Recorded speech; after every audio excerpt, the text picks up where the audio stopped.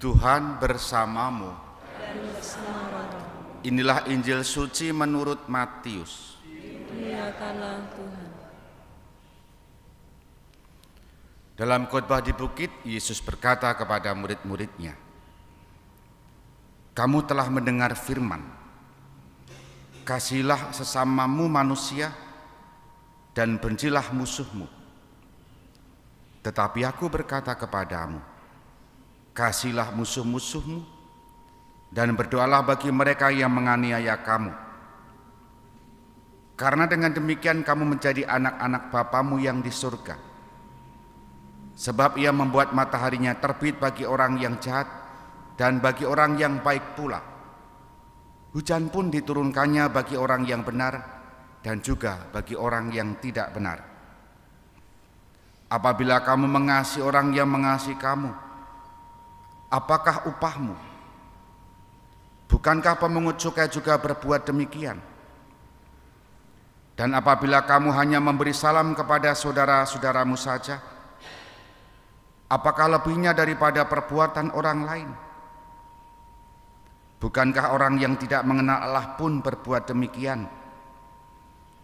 Karena itu haruslah kamu sempurna, sebagaimana Bapamu yang di surga sempurna adanya." Demikianlah sabda Tuhan. Terpujilah Kristus. Saudari-saudara, selamat pagi berkah dalam. Setiap komunitas, kelompok manusia, kerumunan orang, paguyuban atau apapun istilahnya, yang intinya adalah kumpulan manusia-manusia, tentu kerap kali membutuhkan adanya pedoman, meskipun dia kenal atau tidak. Lihatlah di jalan raya, tidak semua orang saling kenal, tapi ketika melihat rambu-rambu warna merah pasti berhenti, tentu kecuali yang tidak, yang terobos itu ya. Tapi itu bahasa universal, merah berhenti. Marka jalan juga, garis itu juga punya arti, tidak boleh menyimpang ke sana ataupun ke sini, dan banyak hal. Itu dibutuhkan supaya misalnya di jalan raya ada keteraturan. Coba kalau tidak ada itu pasti bubrah.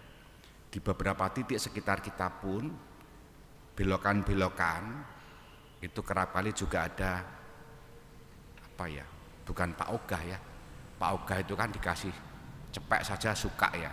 Ini sudah 100 kali lipat. Itu pun juga membantu keteraturan.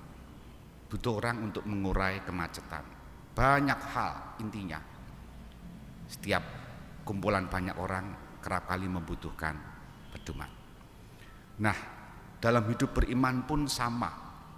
Bangsa Israel itu tidak hanya dipandang sebagai realitas politik, artinya sebagai bangsa, sebagai negara yang ada pemerintahan, ada raja dan seterusnya, tapi dilihat dari sisi keagamaan, sisi religiositas.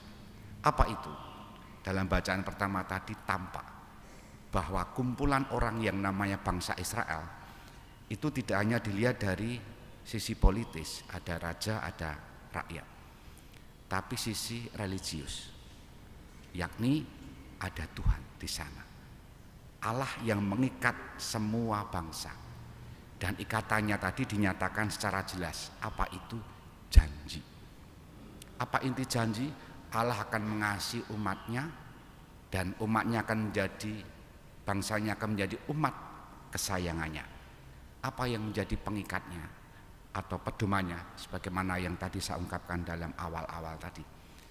Pedomannya, pengikatnya, janji itu. Apa intinya? Umat taat kepada segala ketentuan Tuhan. Tadi disebut begini, lakukanlah semuanya itu dengan setia, dengan segenap hatimu dan segenap jiwamu. Ketentuan-ketentuan itu nyata jelas dalam hukum Taurat. Nah, hukum Taurat menjadi sarana untuk ikatan antara Allah dengan manusia. Itu yang ada dalam perjanjian lama. Intinya janji Allah itu bentuknya dalam hukum Taurat. Supaya apa? Umatnya menjadi umat kesayangannya dan Allahnya menjadi Allah mereka. Sementara itu dalam bacaan Injil tadi Yesus mengatakan begini, kamu telah mendengar firman. Firman yang mana? Yang ada dalam perjanjian lama. Di mana? Ada di hukum Taurat. Rumusannya begini, kasihlah sesamamu manusia dan bencilah musuhmu. Itu undang-undang perjanjian lama. Kemudian Yesus mengatakan, tetapi aku berkata kepadamu, kasihlah musuhmu dan berdoalah bagi mereka. Apa poinnya?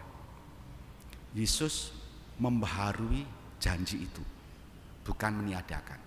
Yang semula dalam hukum Taurat, tetapi dalam diri Yesus tidak hanya hukum Taurat, tetapi hukum kasih. Maka menjadi orang-orang yang percaya kepada Kristus, ikatannya, pengikatnya adalah mengikuti sabda Yesus. Karena apa? Karena Yesus tadi jelas, kamu telah mendengar firman. Itu artinya dulu. Tetapi aku berkata kepadamu, artinya sekarang. Sejak kapan? Sejak zaman Yesus. Maka Bapak Ibu, saudari-saudara terkasih, ikatan kita itu adalah sabda-sabda Yesus, sabda-sabda Tuhan. Memang tidak mudah. Mengapa? Bagaimana mungkin kita mendoakan orang yang membenci kita? Ya kan? Maka menjadi murid Kristus adalah berani menjadi pribadi-pribadi yang kontras, yang beda. Tapi susahnya adalah kita tidak mudah menuju ke sana. Apa yang mudah? Sebelum dia membenci, saya sudah membenci duluan. Itu yang paling mudah. Tetapi mendoakan musuh kita, menjadi pribadi kontras, dan banyak hal tadi yang sudah disebut oleh Yesus. Intinya Yesus mengajak, hendaklah kamu sempurna seperti Bapamu di surga. Harus sempurna. Tidak mudah. Tapi kita mohon rahmat untuk itu. Dalam doa-doa harian kita. Supaya apa?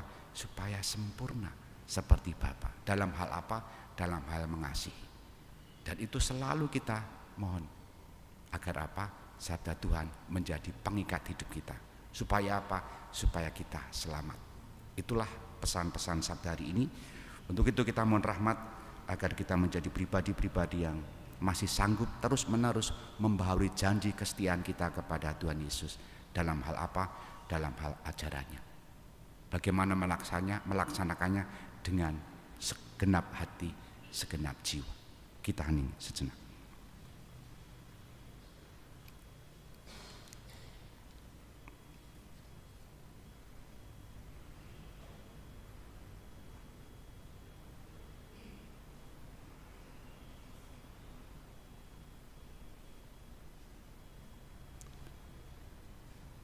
Dimuliakanlah Yesus yang dulu hidup, sekarang dan selama-lamanya.